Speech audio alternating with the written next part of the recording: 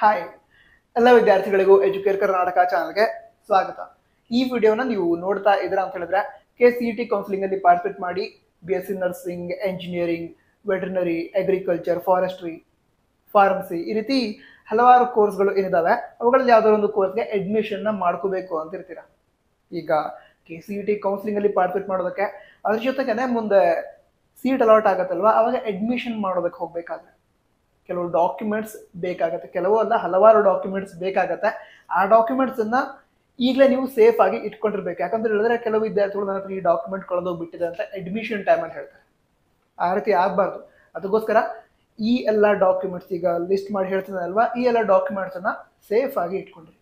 ನಂತರ ನಿಮಗೆ counselling related ಎಲ್ಲ ಇಂಪಾರ್ಟೆಂಟ್ ಇನ್ಫಾರ್ಮೇಶನ್ಸ್ನ ನಾವು ಟೈಮ್ಗೆ ನಿಮಗೆ ತಿಳಿಸ್ತಾ ಇರ್ತೀವಿ. ಅದಕ್ಕೋಸ್ಕರ ಇದುವರೆ ಸಬ್ಸ್ಕ್ರೈಬ್ ಮಾಡಿದ್ರೆ ಸಬ್ಸ್ಕ್ರೈಬ್ ಮಾಡಿ, ಈ ವಿಡಿಯೋನ ಲೈಕ್ ಮಾಡಿ. ಸರಿ, ಈಗ ಯಾವ ಡಾಕ್ಯುಮೆಂಟ್ಸ್ ಬೇಕಾಗತ್ತೆ ಇದನ್ನ ಹೇಳೋದಾದ್ರೆ ಮೊದಲದಾಗಿ ಈಗ ಕೌನ್ಸಿಲಿಂಗ್ ಬೇಕಾಗೋದು ಡಾಕ್ಯುಮೆಂಟ್ ವೆರಿಫಿಕೇಶನ್ ಸ್ಲಿಪ್ ಅಂತ. ಇದುವರೆಗೆ ರಿಲೀಸ್ ಮಾಡಿಲ್ಲ, ಮುಂದೆ ಕೆಲವು ದಿನಗಳಲ್ಲಿ ರಿಲೀಸ್ ಮಾಡ್ತಾರೆ ಡಾಕ್ಯುಮೆಂಟ್ ವೆರಿಫಿಕೇಶನ್ ಸ್ಲಿಪ್ ಅನ್ನ. ಅದನ್ನ ಡೌನ್ಲೋಡ್ ಮಾಡ್ಕೊಂಡು ಪ್ರಿಂಟ್ಔಟ್ ತೆಗೆದುಕೊಂಡು ಇಟ್ಕೊಂಡಿರಿ. ನಂತರ ಈ ವರ್ಷ ಡಾಕ್ಯುಮೆಂಟ್ ವೆರಿಫಿಕೇಶನ್ ಸ್ಲಿಪ್ ಅಲ್ಲಿ ಕೆಲವು ಚೇಂಜಸ್ ಅನ್ನ ಮಾಡಬೇಕು ಅಂತ ಇದೀವಿ ಅಂತ ಹೇಳಿದ್ದಾರೆ. ಸೊ ಯಾವ್ಯಾವ ರೀತಿ ಚೇಂಜಸ್ ಅನ್ನ ಮಾಡ್ತಾರೆ ಅದನ್ನು ಕೂಡ ಹೇಳ್ತೀವಿ.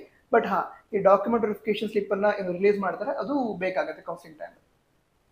ಅದಂತರ ಬಾಕಿ ಡಾಕ್ಯುಮೆಂಟ್ಸ್ ಏನಿದಾವೆ ಇವುಗಳು ಯಾವಾಗ ಬೇಕು ಅಂತ ಹೇಳಿದ್ರೆ, ಈಗ ನಿಮಗೆ ಸೀಟ್ ಅಲಾಟ್ ಆಯ್ತು, ಫಸ್ಟ್ ರೌಂಡ್ ಆಗಿರಬಹುದು, ಸೆಕೆಂಡ್ ರೌಂಡ್ ಆಗಿರಬಹುದು, second extend round seat allot ಆಯ್ತು, ಅವಾಗ ಏನ್ ಮಾಡ್ತೀರಾ, ಕಾಲೇಜ್ಗೆ ಫೀಸ್ ಅನ್ನ ಪೇ ಮಾಡಿ ಕಾಲೇಜ್ಗೆ ಅಡ್ಮಿಷನ್ಗೆ ಹೋಗ್ತೀರಾ. ಅಡ್ಮಿಷನ್ಗೆ ಹೋದಾಗ ಅಲ್ಲಿ ಕೆಲವು ಡಾಕ್ಯುಮೆಂಟ್ಸ್ ಅನ್ನು ಕೇಳ್ತಾರೆ, ಅಂದ್ರೆ ಡಾಕ್ಯುಮೆಂಟ್ಸ್ ತಗೊಂಡ್ಬನ್ನಿ ಚೆಕ್ ಮಾಡ್ತೀವಿ ಅಂತ ಕೇಳ್ತಾರೆ. ಸೊ ಅದಕ್ಕೆ ಯಾವ್ಯಾವ ಡಾಕ್ಯುಮೆಂಟ್ಸ್ ಬೇಕು ಅದನ್ನು ಕೂಡ ಹೇಳ್ತಾ ಹೋಗ್ತೀನಿ. ಡಾಕ್ಯುಮೆಂಟ್ ವೆರಿಫಿಕೇಶನ್ ಸ್ಲಿಪ್ ಅದಂತೂ ಬೇಕು ಇಟ್ಕೊಂಡಿರಿ. ಅದರ ನಂತರ KCET ಅಪ್ಲಿಕೇಶನ್ ಫಾರ್ಮ್. ನೀವು ಸ್ಟಾರ್ಟಿಂಗ್ ಅಲ್ಲಿ KCETಗೆ ಅಪ್ಲಿಕೇಶನ್ ಹಾಕಿದ್ರಿ, ಸೊ ಆ ಅಪ್ಲಿಕೇಶನ್ ಫಾರ್ಮ್ ಬೇಕಾಗತ್ತೆ. ಈಗ ಯಾವ್ದೋ ಸ್ಟೂಡೆಂಟ್ ನನ್ನ ಅಪ್ಲಿಕೇಶನ್ ಫಾರ್ಮ್ ಕಳೆದು ಹೋಗಿದೆ ಅಂತ ಹೇಳ್ತಾ ಇದ್ರೆ, ತುಂಬಾ ಸ್ಟೂಡೆಂಟ್ಸ್ ಕಳ್ಕೊಂಡಿರ್ತಾರೆ ಅಪ್ಲಿಕೇಶನ್ ಫಾರ್ಮ್ ಅನ್ನ. ನಿಮ್ಮಲ್ಲಿ ಯಾರಾದ್ರೂ ಅಪ್ಲಿಕೇಶನ್ ಫಾರ್ಮ್ ಅನ್ನ ಕಳ್ಕೊಂಡಿದ್ರೆ ಅದನ್ನ ಕಮೆಂಟ್ ಹೋಗಿ ತಿಳಿಸಿ.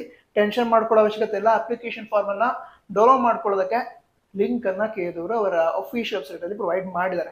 ಅದನ್ನ ಯೂಸ್ ಮಾಡಿಕೊಂಡು ಲಾಗಿನ್ ಆಗಿ ಅಪ್ಲಿಕೇಶನ್ ಫಾರ್ಮ್ ಅನ್ನ ಏನ್ ಮಾಡ್ತೀರಾ, ಡೌನ್ಲೋಡ್ ಮಾಡಿ ಪ್ರಿಂಟ್ಔಟ್ ತೆಗೆದುಕೊಂಡು ಇಟ್ಕೊಂಡಿರ, ಮುಂದೆ ಅಡ್ಮಿಷನ್ ಟೈಮ್ ಅಲ್ಲಿ ಬೇಕಾಗುತ್ತೆ. ಅದಂತರ KCET admit card, KCET exam ಅನ್ನ ಬರೆದ ವಿದ್ಯಾರ್ಥಿಗಳು ಹೇಳಿದ್ದಾರೆ ಅವರ KCET ಅಡ್ಮಿಟ್ ಕಾರ್ಡ್ ಬೇಕಾಗುತ್ತೆ. ಅದನ್ನ ಅಡ್ಮಿಷನ್ ಟೈಮ್ ಅಲ್ಲಿ ಕೂಡ ಕೇಳ್ತಾರೆ.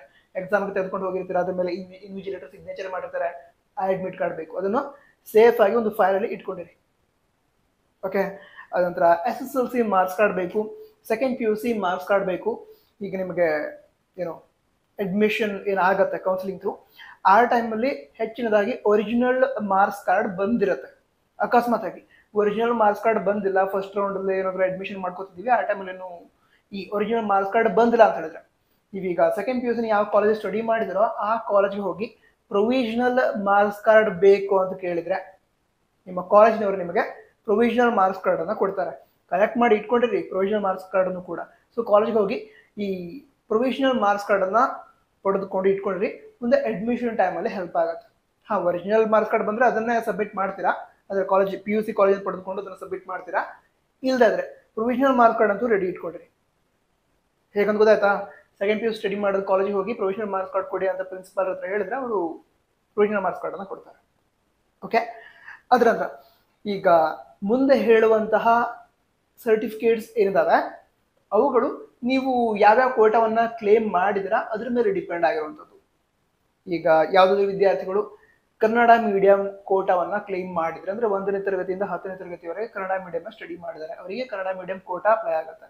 ಅವರು ಕ್ಲೇಮ್ ಮಾಡಿದ್ದಾರೆ ಅಂತ ಟೈಮಲ್ಲಿ ನೀವು ಫಸ್ಟ್ ಸ್ಟ್ಯಾಂಡರ್ಡ್ ಇಂದ 10th ಸ್ಟ್ಯಾಂಡರ್ಡ್ ವರೆಗೆ ಸ್ಟಡಿ ಮಾಡಿದಂತಹ ಕನ್ನಡ ಮೀಡಿಯಂ ಸ್ಟಡಿ ಸರ್ಟಿಫಿಕೇಟ್ ಏನಿದೆ ಅದನ್ನ ರೆಡಿ ಮಾಡ್ಕೊಂಡು ಇಟ್ಕೊಂಡಿರ್ಬೇಕು. ಅದನ್ನು ಕೂಡ ಮುಂದೆ ಅಡ್ಮಿಷನ್ ಟೈಮಲ್ಲಿ ಸಬ್ಮಿಟ್ ಮಾಡಬೇಕಾಗತ್ತೆ ಕಾಲೇಜ್ಗೆ.